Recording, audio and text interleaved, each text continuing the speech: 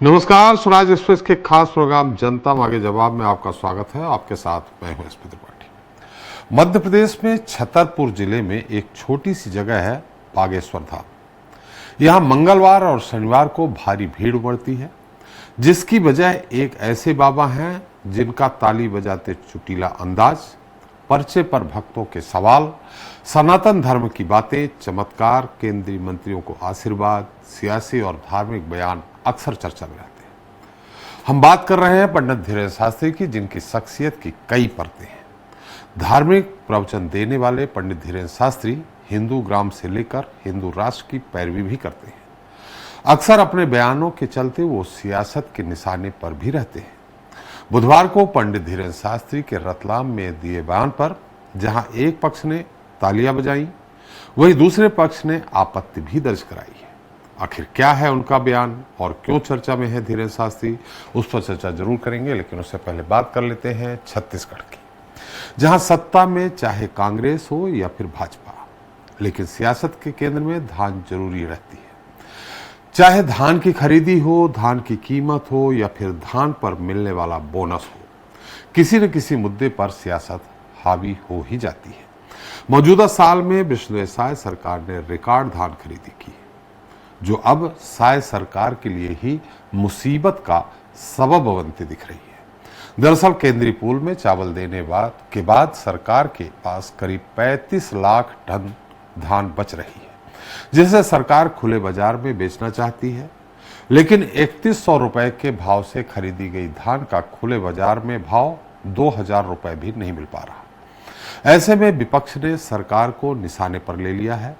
राज्य में double engine की सरकार पर सवाल खड़े करते हुए विपक्ष इसे राज्य सरकार की नाकामी बता रहा।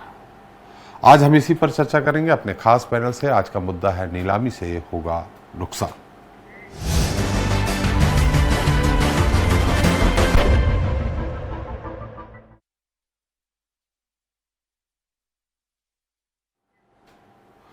तो छत्तीसगढ़ में जिस धान को साय सरकार ने 3100 रुपए के न्यूनतम समर्थन मूल्य पर खरीदा था, अब उसी धान का एक हिस्सा खुले बाजार में बेचना सरकार के लिए टेढ़ी खीर साबित हो रहा। दरअसल ऐसा करने पर सरकार को बड़ा वित्तीय नुकसान होना तय माना जा रहा है। तभी साय सरकार इसे लेकर पसोपेश में भी दिख रही है, तो विपक्ष यानी कांग्रेस इसे राजनीतिक मुद्दा बनाकर हमलावर है। कुल मिलाकर छत्तीसगढ़ में धान एक बार फिर सियासी मुद्दा बन गया है। इस पर चर्चा करेंगे, लेकिन पहले देख लेते हैं हमारी खास रिपोर्ट। छत्तीसगढ़ में साल 2024-25 में प्रदेश भर के 25,49,592 किसानों से 149 लाख टन धान की खरीदी की गई। खबर है कि नागरिक आपूर्ति निगम और एफसीआई के कोटे में सिस्टम मिलिंग के बाद भी करीब 35 लाख टन धान अतिशेष है, जिसकी नीलामी के लिए सरकार ने टेंडर मंगाए हैं। इस बीच मुख्यमंत्री विष्णुदेव साय ने एक धान खरीदने के लिए अपने वचन को दोहराया है।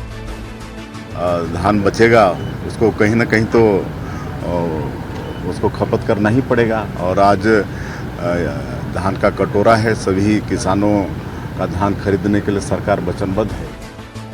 वहीं जानकारों का कहना है कि 3100 रुपए की दर से खरीदी गई धान की कीमत खुले बाजार में 2000 रुपए आंकी जा रही है, जिससे सरकार को नुकसान होना तय है। ऐसे में कांग्रेस प्रदेश में डबल इंजन सरकार के फेल होने का आरोप लगा रही है। बार बार ढिंडोरा पीटते हैं कि ये डबल इंजन की सरकार है, हमने ये धनराशि विकास के लाया, ये लाया, वो लाया। तो आज ये 7,000 करोड़ से लेकर लगभग 10,000 करोड़ तक का नुकसान संभावित है। तो ये इसको क्यों नुकसान होने देने जा रहे हैं? इस मामले में डिप्टी सीएम अरुण साव का कहना है कि आर्थिक उपाय अपनाकर सरकार इस समस्या का समाधान जरूर निकालेगी। राज्य अपने आर्थिक संसाधनों से जो भी कमी होगी उसकी पूरी पूर्ति करेगी, पर किसानों की तरक्की और बेहतरी के लिए हमारी सरकार ने जो निर्णय किया है उसकी प्रतिपूर्ति करेंगे। बहरहाल छत्तीसगढ़ में पहले भी सरकारें अतिशेष धान की नीलामी करती रही हैं, लेकिन इस बार मामला 35 लाख टन धान का है, तो होने वाले नुकसान को लेकर विपक्ष का सवाल उठाना भी लाजमी है। स्वराज एक्सप्रेस के लिए रायपुर से दिलीप साहू की रिपोर्ट। तो आज का मुद्दा है नीलामी से होगा नुकसान, और इस पर चर्चा करने के लिए हमारे साथ मौजूद हैं प्रवीण साहू हैं, बीजेपी प्रवक्ता हैं रायपुर से ही, नितिन बंसाली जी हैं, कांग्रेस प्रवक्ता हैं रायपुर से ही हैं, बैगेंद्र सोनवेर जी हैं, किसान नेता रायपुर से ही।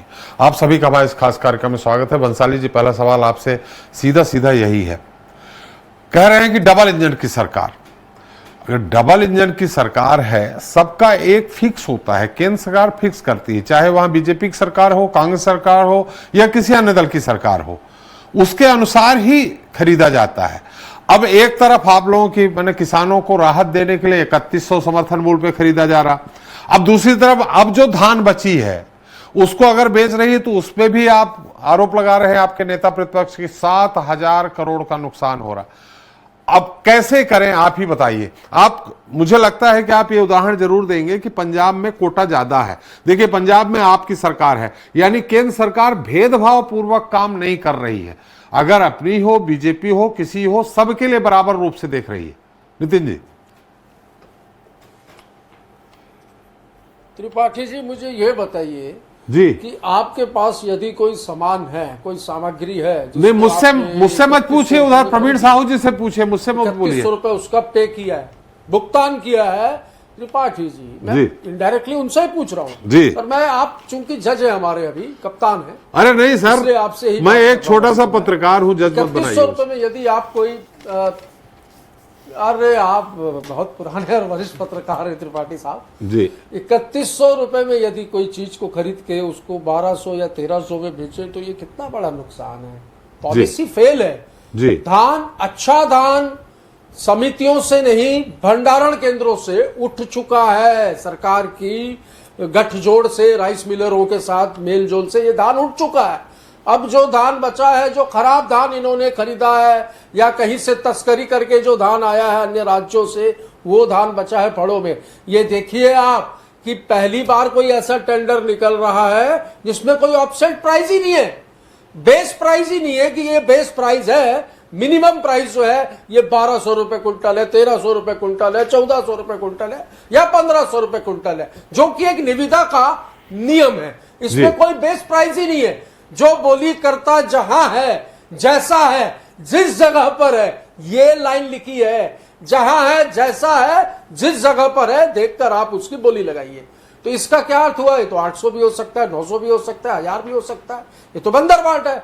10,000 करोड़ के नुकसान का जो आरोप हम लगा रहे हैं, आरोप नहीं है, ये 10 से ऊपर भी जा सकता है, क्योंकि ये पॉलिसी फेलियर है राज्य सरकार की। और हर बात में आपके डिबेटी में अभी थोड़ी देर बाद बोलेंगे डबल इंजन की सरकार है, पंचायत और निगम के चुनाव निकले तो ट्रिपल इंजन की सरकार हो गई। तो ये डबल और ट्रिपल इंजन की सरकार में यदि पॉलिसी फेलियर होगी, क्योंकि धान खरीदी के बाद भी राइस मिलर हड़ताल पर थे, अभी तक के चावल जमा नहीं हुए, धान पूरी रूप से उठा नहीं है, देखते ही देखते साए ये आपका मई जून निकल जाएगा, मानसून आ जाएगा और खुले में पड़ा ये धान भीग जाएगा और बाद में 400-500 रुपए में केटल फीड में या पशु आहार वालों को ये बेचा जाएगा।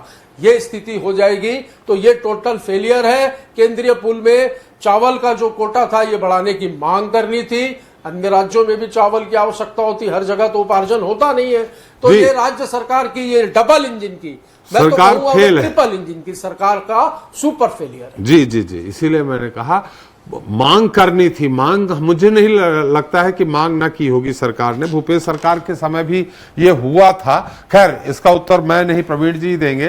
प्रवीण जी, लेकिन डबल इंजन ट्रिपल इंजन की सरकार होती, हालांकि मैं इस पे बिलीव नहीं करता, विश्वास नहीं करता। अगर डबल इंजन की सरकार है, सब जगह एक प्राइस फिक्स होती है, एक समर्थन मूल्य पूरे देश में सारे राज्यों के लिए एक होता है और कोटा भी निर्धारित एक सभी राज्यों का एक साथ किया जाता है। अब इन स्थितियों में आप क्या कर रहे हैं कि वो नुकसान, हालांकि अभी नितिन जी ने कहा 10,000 करोड़ से ज्यादा का भी हो सकता है, लेकिन जो इनके नेता प्रतिपक्ष चरणदास महंत जी ने कहा है कि 7,000 करोड़ का अनुमानित नुकसान होगा। इसकी भरपाई कैसे करेंगे प्रवीण जी? देखिए, सबसे पहले भारत माता की जय कहूंगा। आप सभी को नमस्कार। आदरणीय नितिन जी और आदरणीय वेगन जी और आपकी पार्टी सबको नमस्कार, प्रणाम जी। देखिए, आपके जो शो का नाम है जनता मांगे जवाब, लेकिन आज के लिए कहना चाहूंगा कि जनता जाने जवाब। जनता सब कुछ जानती है यही प्रदेश की जनता है जो जानती है कि हमने वादा किया था कि हम सरकार बनाते ही 2 साल का बकाया बोनस देंगे। हमने 25 दिसंबर 2023 को 3716 करोड़ रुपए बकायदा 2 साल का बकाया बोनस हमने दे दिया। हमने वादा किया था, उस वादे को पूरा करते हुए प्रत्येक, अगर मैं बात करूं क्विंटल के हिसाब से 3100 का दर दिया। हमने प्रत्येक एकड़ में 21 क्विंटल की खरीदारी की। तो निश्चित रूप से हमने किसान का दाना दाना खरीदारी किया और अभूतपूर्व खरीदारी इस साल हुई है। लगभग 150 लाख मीट्रिक टन की खरीदारी हुई है। निश्चित रूप से आज तक छत्तीसगढ़ की इतिहास में कभी इतनी खरीदारी नहीं हुई। वो इसलिए क्योंकि वर्तमान में विष्णुदेव जी की सरकार है और बहुत अच्छा काम कर रही है। और देखिए वर्तमान में जो निर्णय है, मैं इनसे पूछना चाहता हूं केवल छोटा सा प्रश्न, क्या मेरे किसी भी किसान भाई का 1 रुपए का भी नुकसान इस निर्णय से हो रहा है क्या? निश्चित रूप से नहीं हो रहा है। पेट में लेकिन प्रवीण जी यहाँ यक्ष प्रश्न ये खड़ा हो रहा है। प्रवीण जी यक्ष प्रश्न ये खड़ा हो रहा है, बिल्कुल आपने बहुत सही किया। 149 लाख मैट्रिक टन आपने खरीदा, लेकिन जो 35 लाख मैट्रिक टन जो बचा है, आप किसानों का नुकसान नहीं कर रहे। लेकिन ये नुकसान किसका है, हम ये जानना चाह रहे हैं। भारतीय जनता पार्टी की सरकार का तो नहीं है। पहली बात तो नुकसान की बात हम डायरेक्टली नहीं करेंगे जी, मैं वही कह रहा हूं। देखिए जी नितिन जी ने स्पष्ट कर दिया, आप भी जानते कि पहली बार पारदर्शी व्यवस्था के नाम से बिडिंग होगी। भाई ये तो पारदर्शी व्यवस्था है। और चलिए ठीक है, कोई बात नहीं, मिनिमम बिड अगर प्राइस नहीं है, देखिए टेंडर में क्या होता है, भाई जो मैक्सिमम बोली लगाएगा उसको व्यवस्था दी जाएगी, वो कहीं ना कहीं धान खरीदारी कर सकता है। ये तो बहुत अच्छी बात है। भाई जो सरकार, कांग्रेस करके बात करूं, लेकिन यहाँ मैं नितिन जी की बात से इत्तेफाक रखता हूं। प्रवीण जी, नितिन जी की बात से इत्तेफाक रखता हूं कि किसी भी जगह कुछ होता है, एक बेस प्राइस रखी जाती है। हाँ, वो अलग बात है कि नहीं रखी गई है, बेस प्राइस रखी जाती है, जो मेरा मानना है। ठीक है, अगर मैं बोल रहा हूं कि अगर बेस प्राइस नहीं है तो अगर बिडिंग में कोई तकलीफ तो होने वाली नहीं। अगर मान लीजिए आपको लगता है 500 अगर बेस प्राइस है, भाई जिसको बेस प्राइस पर कोट करना है कोट करे, भाई किसी को अधिकतम दाम पे करना है वो कोट करेगा, जो मैक्सिमम बिड करेगा उसको कहीं ना कहीं टेंडर मिल जाएगा। तो निश्चित रूप से इसमें कहीं भी कोई प्रकार की आपत्ति नहीं होनी चाहिए। और देखिए पहली बार ऐसी व्यवस्था हो रही कि पारदर्शी व्यवस्था, इनके कार्यकाल में तो हजारों करोड़ का घोटाला होता था। जब इस प्रदेश के पैसे को कहीं ना कहीं, इस प्रदेश की जनता के पैसे को, इस प्रदेश को स्वयं एटीएम बनाकर जब गांधी परिवार के चरणों में पैसा पहुंचाया जाता था, तब इनको आपत्ति नहीं होती थी। आज जब प्रदेश विकास कर रहा है तब इनको आपत्ति हो रही है। लगातार जब ईडी की कार्रवाई इनके नेताओं पर हो रहा है तब आपत्ति हो रही है। तो ये आपत्ति दिखाता है ईडी पे न जाए, अभी धान पे आ जाए, धान पे आ जाए, नुकसान पे आ जाए, ईडी वगैरह पे तो फिर से अलग से बहस कर लेंगे। आप ईडी की बात करेंगे, फिर नितिन जी उस पे चले जाएंगे, हमारा मुद्दा ही गायब हो जाएगा। जो जनता आपसे जानना चाह रही है, आपने खुद कहा जनता जाने जवाब। तो इसलिए ये 35 लाख मैट्रिक टन का जो नुकसान होगा, 1200 रुपए प्रति क्विंटल, 1400 प्रति क्विंटल, 1800 कुछ भी आएगा, ये नुकसान जो होगा, ये इसकी भरपाई कैसे होगी? नहीं, मेरा इनसे स्पष्ट प्रश्न है, क्या किसी किसान के जेब से 1 रुपया हम वसूल रहे हैं? क्या किसी किसान को नुकसान हो रहा है? क्या निश्चित रूप से नहीं हो रहा है। और ये अभी से हम अनुमान क्यों लगा ले कि नुकसान होगा? भाई ये तो बिडिंग की व्यवस्था होगी। भाई किसने क्या बोल दिया कि भाई 3100 या उससे कम में बिकेगा? जो भी व्यवस्था होगी सरकार में, ठीक है। अरे ये बताइए, मैं स्पष्ट पूछ रहा हूं, यदि अगर टेंडर की पारदर्शी व्यवस्था, तो आपको आपत्ति किस बात की है? आपको आपत्ति किस बात की है? अरे टेंडर होने दीजिए ना। नितिन जी, सवाल पूछने के लिए मैं आपके साथ हूँ। नितिन जी, सवाल पूछने के लिए आपके साथ हूँ मैं। और कहीं ना कहीं नितिन जी उत्तर आने दीजिए, कृपया उत्तर आने दीजिए। मैं आपकी तरफ से सवाल पूछ रहा हूँ कि भरपाई कहां से होगी। जी प्रवीण जी। त्रिपाठी जी, मैं उत्तर दे रहा हूं। देखिए त्रिपाठी जी, मैं वही कह रहा हूं। देखिए इतनी पारदर्शी सरकार है कि व्यवस्था पारदर्शी बनाकर, देखिए हम जो अतिशेष है उसकी नीलामी कर रहे हैं। मैं पूछना चाहता हूं कि आपके कार्यकाल में क्या हुआ था? सारे धान को जबरन भिगाया जाता था, पानी में खुले में रख दिया जाता था और कहीं ना कहीं जानबूझकर उसको औने पौने दाम पर बेचा जाता था। 5 साल तक यही कार्यकाल। नितिन जी आपके पास आऊंगा, थोड़ा सा धैर्य रखिए, थोड़ा धैर्य रखिए। निश्चित रूप से पारदर्शी व्यवस्था के माध्यम से हो रहा है और यही पारदर्शी व्यवस्था को पच नहीं रहा है। जी नितिन जी आऊंगा, थोड़ा धैर्य रखिए। चूंकि सोनवेर जी काफी देर से बैठे हुए हैं, वास्तविकता क्या है सोनवेर साहब, मैं नहीं चाहूंगा पक्ष विपक्ष, देखिए विपक्ष का काम होता है आरोप लगाना, नहीं तो विपक्षी क्या कहलाएगा, और पक्ष का काम होता है जवाब देना। वास्तविकता क्या है बैगन जी? किसानों की, आपने हमारे साथ बैठे थे प्रोग्राम में, आपने कहा था कि किसानों का एक एक दाना खरीदा जाना चाहिए, और इस बार रिकॉर्ड हुआ है 149 लाख मैट्रिक टन धान खरीदा गया है, 3100 के भाव से खरीदा गया है। मुझे लगता है आसपास के राज्यों में जो धान खरीदी गई है, यहां समर्थन मूल्य आपके छत्तीसगढ़ में ज्यादा था, इसीलिए जो ब्लैक की धान कह रहे हैं नितिन जी, वो ब्लैक की धान भी आई है, मुझे जो जानकारी है। अब इन स्थितियों में क्या विपक्ष को आरोप लगाना चाहिए? भाई किसानों का तो ले नहीं रहे हैं, आप किसान नेता हैं, किसानों के पक्षधर हैं। हाँ, ये जरूर है कि आखिर ये पैसे की भरपाई कैसे होगी। छत्तीसगढ़ में अकेले किसान नहीं रहते हैं, निश्चित तौर पे टैक्स का पैसा है, आम जनता का पैसा है, जो भी है, जो भी स्कीम चलती है। जी त्रिपाठी जी, छत्तीसगढ़ की सरकार ने जो धान का नीलामी का जो व्यवस्था बनाया है, उसमें बहुत स्पष्ट इन्होंने रेट मार्क नहीं किया है, मिनिमम प्राइस नहीं बताया है। तो ये निश्चित तौर पे साजिश जो है सरकार के अधिकारी नेताओं के मिली भगत से, ये किसी न किसी उद्योगपति को या व्यापारी को ये लाभ पहुंचाने वाली पॉलिसी। और दूसरा, किसानों का श्रम का अपमान है। 3100 में लेके आप जो है उसको औने पौने दाम पे बेचेंगे, और क्या कोई भी उद्योगपति अपना सामान 5 रुपए में बना के वो 2 रुपए में बेचेगा? पॉसिबल नहीं है, कभी नहीं होता। परंतु ये किसानों का अपमान है, ये पूरे देश के किसानों के लिए उनके श्रम को ये जो है नकारे जा रहे हैं। क्यों नहीं इस धान को हॉस्पिटल में दान कर दे, सेना को दान कर दे, या अन्य किसी और को दान कर दे जो इसका उपभोग करेगा, और वो उस किसान को सम्मान देगा, आशीर्वाद देगा कि मेरा पेट तृप्त हो गया। परंतु ये सरकार, इसके पूर्व भी कांग्रेस की सरकार थी, उस समय इथेनॉल बनाने के प्रावधान के लिए सरकार ने मांग की थी केंद्र से, परंतु इथेनॉल बनाने के लिए भी सरकार ने अनुमति नहीं दी।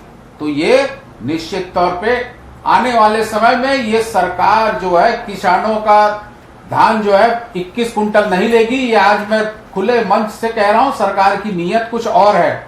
ये किसानों को जो है बैगन जी किसान सरकार ने गलती कर दी क्या? आपके धान को पूरा खरीद सकते? बैगन जी, सरकार ने गलती कर दी क्या कि किसानों से ज्यादा धान खरीदी, उसने ज्यादा पैसा दे करके? ये गलती है सरकार की?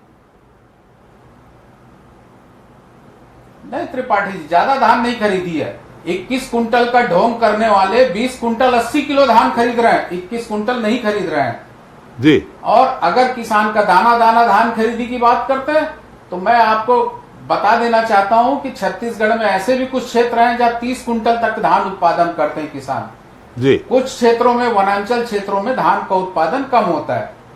परंतु ये दोनों को कोरिलेट करके आने वाले समय में ये 12 से 15 कुंटल धान खरीदी की आदेश या फरमान जारी करेंगे।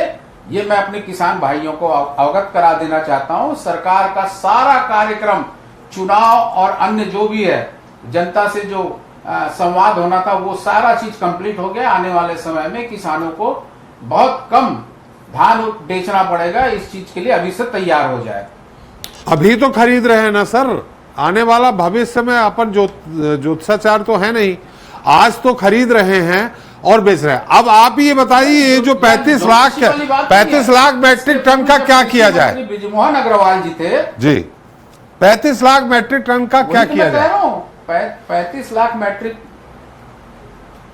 उसको चाहे तो सरकार जो है नीडी परसेंट, जरूरतमंद लोगों को धान चावल बना के दे सकती है जी, ताकि हॉस्पिटल है, सेना है, या अन्य और कई भी जगह है जहां पे वृद्धाश्रम है या कोई भी आश्रम है, वहां पे भी डोनेट कर सकती है। परंतु डोनेट करने से इनको लाभ नहीं मिलेगा। आर्थिक लाभ सिर्फ नीलाम करने से ही मिलेगा। व्यक्तिगत स्वार्थ इसमें भी दिख रहा है। चलिए, तो मैंने 7,000 करोड़ का अगर नुकसान होना है तो पूरा ले लें। 7,000 करोड़ में अगर सरकार 2-3 हजार करोड़ वसूल लेती है तो वो भी न करे। जी नितिन जी, आप प्रवीण जी की बात पे बात कर रहे थे। प्रवीण जी कह रहे थे तो आपको ऑब्जेक्शन था किसी बात को लेकर। देखिए, अभी जैसा हमारे किसान नेता भी कह रहे थे, मैं उनकी बात का समर्थन करूंगा कि धान जो है, एक तो मैं ये बता दूं आपको त्रिपाठी जी कि 35 लाख मीट्रिक टन धान है जी। सरकार यदि चाह ले, छत्तीसगढ़ धान का कटोरा है, और यहाँ राइस मिलों की कमी नहीं है, मूल व्यवसाय ही राइस मिल है यहाँ पर जी। छत्तीसगढ़ में। तो यदि सरकार ठान ले कि इस धान का हमें चावल बनाना है, तो कोई बड़ी बात नहीं है कि 2 महीने में 35 लाख मीट्रिक टन धान की कस्टम मिलिंग हो सकती जी। है। अब जैसा कि किसान नेता कह रहे हैं, भाई डबल इंजन की सरकार है, आप केंद्रीय कोटे में मांग करिए कि भाई ये चावल लीजिए, हमें बेचना पड़ रहा है, राज्य सरकार को नुकसान हो रहा है। और बड़ी विद्वान वित्त मंत्री हैं निर्मला सीतारमण, बहुत विद्वान हैं, उनको तो काफी समझ में आता है नुकसान और नफा, तो जाके थोड़ा समझाए, क्योंकि डबल इंजन और ट्रिपल इंजन बार बार बोलते हैं। तो डबल इंजन और ट्रिपल इंजन की सरकार है तो इसका लाभ जो है छत्तीसगढ़ को मिलना चाहिए। जी। कहते हैं ना बार बार कि डबल इंजन की सरकार है, तो अब इसका लाभ मिलना चाहिए। और ये जो मैंने एक पॉइंट दिया, मैं इसमें संशोधन की मांग करता हूं। आपके टीवी चैनल में, लोकप्रिय टीवी चैनल में मांग करता हूं कि ये जो टेंडर निकल रहा है, इसमें बाजार मूल्य, न्यूनतम बाजार मूल्य, ऑफसेट प्राइस, बेसिक प्राइस डालनी चाहिए, ताकि एक चीज ये तो क्लियर हो कि ये धान इसके ऊपर बिकेगा। नहीं तो इसमें बहुत बड़े भ्रष्टाचार की गुंजाइश है। और पड़ोसी राज्यों से धान आया है, यहां पर धान की तस्करी भी हुई है। और मैं ये इस बात को बोलने में मुझे कोई गुरेज नहीं है कि ये वही धान है जो अच्छा धान राइस मिलरों ने उठा लिया है, और खराब धान जो है वो संग्रहण केंद्रों में जमा है, जिसको बेचने की योजना बनाई जा रही है। नितिन जी, एक बड़ा छोटा सवाल और छोटा उत्तर चाहेंगे हम। सवाल यह है, आपने कहा डबल इंजन ठीक है, इन लोग कह रहे हैं डबल इंजन है। आप बताइए, कोई भी राज्य इस तरह मांग करता है तो केंद्र सरकार की एक नीति होती है, उसके नीति के अनुसार सब जगह फिक्स हो जाता है। आपका इतना खरीदेंगे, आपका इतना करेंगे, इतना एफसीआई के गोदामों में रहेगा, ये सब वगैरह वगैरह। मांग के अनुसार क्या केंद्र सरकार बढ़ा देती है किसी राज्य का? अगर बढ़ाएगी तो सब राज्यों का उसके अनुपात में बढ़ाएगी ना। आप ही उत्तर दे दीजिए, क्या बढ़ा सकती है? क्या कर सकते हैं? धान की पैदावार जो है त्रिपाठी जी, धान की पैदावार मुझे लगता है मुख्य राज्य अगर धान की पैदावार का कहें तो छत्तीसगढ़ ही है। मध्य प्रदेश का भी कुछ क्षेत्र है, पंजाब भी है। तो पॉलिसी जो है, ये डबल इंजन की सरकार है तो पॉलिसी तो इनको बनानी होगी। दूसरा एक बात बड़ी अच्छी बोलूंगा कि जब हमारे सरकार के समय, कांग्रेस की सरकार के समय धान की खरीदी होती थी समितियों के माध्यम से, तब समिति से सीधा उठाव जो है राइस मिल को होता था जी। मतलब आप ये देखिए, कहीं पे भी भंडारण केंद्रों में धान ज्यादा नहीं गया हमारी सरकार के समय, समितियों से सीधा उठा हुआ और वो कस्टम मिलिंग के लिए गया। एथेनॉल बनाने की अनुमति भी हमने मांगी कि अतिरिक्त धान जो हमारे पास बच रहा है, इसकी एथेनॉल बनाने की अनुमति भी दो। लगातार मुख्यमंत्री भूपेश बघेल जी ने इस पर प्रयास किए, पर केंद्र सरकार ने एथेनॉल बनाने की अनुमति भी नहीं दी। ये 10,000 करोड़ जो यहां पर छत्तीसगढ़ की जनता का, हमारा टैक्स में दिया गया पैसा है, व्यापारियों का, उद्योगपतियों का टैक्स में दिया गया पैसा है, जो कि विकास के लिए दिया गया पैसा है, ये उसका बंदर बाट करने जा रहे हैं।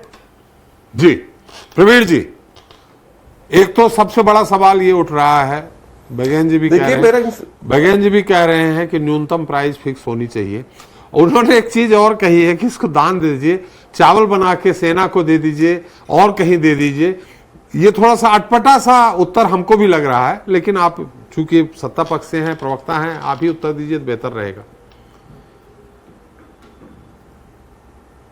देखिए, पहली बात तो आदरणीय वेकेन जी हमारे पिता तुल्य है, तो इनकी बातों को विनम्रतापूर्वक असहमति व्यक्त करता हूं। ठीक है जी, मैं वेकेन जी के लिए कह रहा हूं। ठीक है, देखिए ऋषि भैया जो बात कही, खाद्यान्न की बात करें, देखिए प्रधानमंत्री जो है, अगर हम करें गरीब कल्याण योजना के माध्यम से, आज आपके भी जानते हैं कि लगभग 80 करोड़ परिवारों को आज निश्चित रूप से जो है खाद्यान्न पहुंच रहा है। तो लगातार सरकार अपना अच्छा काम कर रही है। रही बात देखिए इनके कार्यकाल पे बहुत अपने आज जो पीठ थपथपा रहे थे, मैं इन्हें के एक मंत्री का मैं कोट करना चाहूंगा। इनके खाद्य मंत्री कौन थे? अमरजीत भगत जी विधानसभा के पटल पर उत्तर दिया था कि इनके कार्यकाल में एक बार में, केवल एक बार में ना, बहुत एक प्रश्न उठा था, वैसे 5 साल के कहें तो बहुत गणना हो जाएगी, एक बार में 69,000 मैट्रिक टन जो है चावल गायब हो चुका था। वो भी कब? जब हम भाजपा ने आंदोलन किया तो बोले कि भाई जो जिलों की आंकड़े हैं और प्रदेश की जो इकाई के आंकड़े वो मैच नहीं खा रहे, इसलिए वो चावल गायब हो गया। और देखिए, मैं पिछले इनके कार्यकाल के जस्ट एंड की बात करता हूं कि जब इनकी सरकार लास्ट में थी, तब धान का जो खरीदारी हुआ था वो लगभग 125 लाख मैट्रिक टन था। तो मैं इनसे पूछना चाहता हूं, जो अतिशेष था, हम तो पारदर्शी व्यवस्था के माध्यम से खरीदारी कर रहे हैं, आपने अतिशेष का क्या किया था? आपने तो बंदर बाट कर चुके हैं इस पैसे का। आप तो धान को पानी में भिगो कर आपने पौने नाम पर अपने जेब में भर कर आप ले गए। आज जब सरकार पारदर्शी व्यवस्था के माध्यम से कहीं ना कहीं नीलामी कर रही है तो आपको आपत्ति हो रही है। छोटा सा प्रश्न, और बार बार यही प्रश्न पूछूंगा कि भाई जब 125 लाख मेट्रिक टन की खरीदारी आप ही के कार्यकाल में हुआ था, तब अतिशेष का आपने क्या किया था? बताइए मुझे। और देखिए, वर्तमान में अगर बात करें तो आदरणीय वेगेन जी भी जानते हैं, आप भी जानते हैं कि 3100 का दाम जब से मिल रहा है, लगातार कहीं ना कहीं पढ़े लिखे युवक भी किसानी की ओर अग्रसर हो रहे हैं। तो निश्चित रूप से अगर बात करूं तो पंजीकृत किसानों में भी वृद्धि हुई है। तो ये साय सरकार बहुत अच्छा काम कर रही है और जो हमने कहा था वो करके दिखाया है। प्रत्येक एकड़ में 21 क्विंटल की खरीदारी हो रही है। जी जी जी, नीतीश जी उत्तर देंगे या बैगन जी से मैं बात कर लूं कि वह भूपेश सरकार में जो अतिशेष धान था वो कहां गया, उसका क्या किया था? पूरे धान की मिलिंग हुई है, धान में जमा हुआ है। अरे रुको भाई, रुको। धान की मिलिंग हुई है। धान जैसे जो धान शेष बचा था उसको नेक्स्ट ईयर भी हमने उसको मिलिंग करने में लगातार मिलिंग चली है। ये भी बता दूं यहाँ पर हो रहा है, तो बताइए बाकी का कहाँ गया था पिछले बार में? और हमारे समय भी उत्तर नहीं दे पा रहे हैं, एक्सेप्ट करता हूं, उत्तर नहीं दे पा रहे हैं। हमारे समय भी ऑप्शन हुआ था, पर आपने पहली बार बोले कि पहली बार हो रहा है। ये देखिए, यही आपकी दोहरी नीति है। आप पर प्रश्न उठाए हैं तो कहीं ना कहीं आपके पोल खुल गई है। टेंडर के माध्यम से ओपन टेंडर की व्यवस्था पहली बार हो रही है। ये पारदर्शी सरकार है। पारदर्शी व्यवस्था केवल भाजपा की सरकार कर सकती है। जो कांग्रेस की कार्यकाल में कोयले की दलाली करने के लिए ऑनलाइन व्यवस्था को ऑफलाइन कर दिया था, वो पारदर्शी व्यवस्था लेकर आएंगे। अरे कोयले की दलाली करने वाले, शराब के खेलने को पसंद करने वाले, कहां आप धान को छोड़ने वाले हो? चलिए तो कोयले चलिए थोड़ा सा बैगन जी ऑनलाइन करते दोबारा कोयले पे करना है। मैं बता रहा हूँ, उदाहरण दे रहा हूँ आपको, उदाहरण दे रहा हूँ, कोयले पे 50 उदाहरण दे रहा हूँ आपको। बताइए, क्या आपने ऑनलाइन व्यवस्था का ऑफलाइन नहीं किया था क्या? हम तो देखिए ऑनलाइन व्यवस्था के नाम से माध्यम से इस धान की खरीदारी जो है बैगन जी से कर रहे हैं। प्रवीण जी एक मिनट, बैगन जी समय कम है इसलिए आपसे चलते चलते पूछ रहा हूं, अगर इसके धान को चावल बना करके माने कस्टम मिलिंग करा करके बेचा जाए तो फायदा है या धान बेचने से फायदा है? जो आपने सजेशन दिया है वो पहुंच गया प्रवीण जी के माध्यम सरकार तक कि सेना को दान कर दो, किसी और को दान कर दो, इतने सस्ते में ना बेचो। फायदा किसमें है बैगन जी? जी निश्चित तौर पे चावल बना के अगर उसका उपयोग किया जाए तो निश्चित तौर पे नुकसान कम होगा। नुकसान तो दिख रहा है, परंतु चावल का कुछ तो मूल्य मिलेगा। या तृप्त होने वाले लोग जो है छत्तीसगढ़ को आशीर्वाद देंगे, किसानों को, यहाँ की सरकार को। तो मैं ये कहना चाहता हूं, आखिर ये नुकसान किसका हो रहा है? हमारे प्रदेश का हो रहा है, हमारे जनता का हो रहा है, हमारे यहाँ के लोगों का, सारे लोगों का नुकसान हो रहा है। तो क्यों ऐसा कर रही है सरकार? इस पे निश्चित तौर पे ऐसा प्रक्रिया ना करे ताकि जग हसाई हो। नुकसान उठा के देश को आप किस दिशा में ले जाना चाह रहे हैं? ये बहुत बड़ा प्रश्न है, इस पे ध्यान देना चाहिए सरकार को। चलिए, हमारा समय भी समाप्त हो गया है। बहुत बहुत धन्यवाद बैगन जी आपका, नितिन मंसाली जी आपका, प्रवीण जी आपका, अपना समय देने के लिए। तो हमने चर्चा की छत्तीसगढ़ की, जहां एक बार फिर धान के मुद्दे पर सरकार और विपक्ष आमने सामने है। सरकार का दावा है कि वो किसानों से धान का एक एक दाना खरीदने के लिए प्रतिबद्ध है। ऐसे में सरकार किसी भी आर्थिक नुकसान से डरने वाली नहीं है। वहीं दूसरी तरफ कांग्रेस केंद्रीय पूल में कम खरीदी का आरोप लगाकर राज्य और केंद्र की भाजपा सरकार दोनों को घेरने की कोशिश कर रही है।